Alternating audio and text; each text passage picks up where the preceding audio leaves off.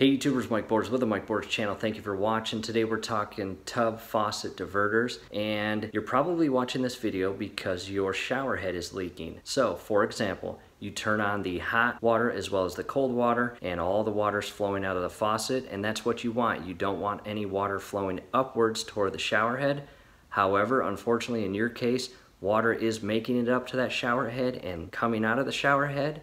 Well, that is a faulty or worn out diverter. And in this video, I'm going to show you exactly why that is happening. Let's take a look. All right, YouTubers, this is the replacement for the Kohler RK2504 valve repair kit. And in this video, we are going to show you why your actual diverter leaks. So again, it's a Kohler brand.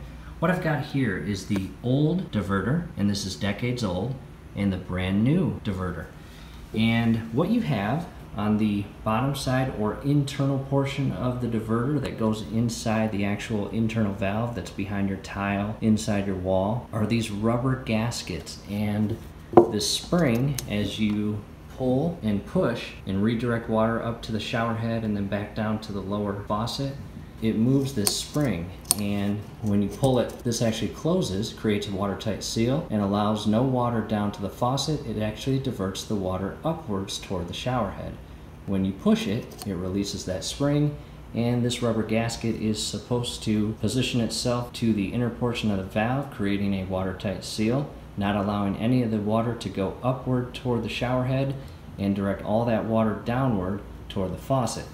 However, over the decades of this little rubber gasket, it warps and wears out on the inner portion. As you can see with this gasket, look at the actual shape.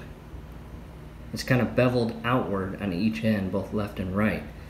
And it's only beveled slightly on the inner portion. So this gasket is very badly damaged and is never ever going to create a watertight seal ever again in its current condition.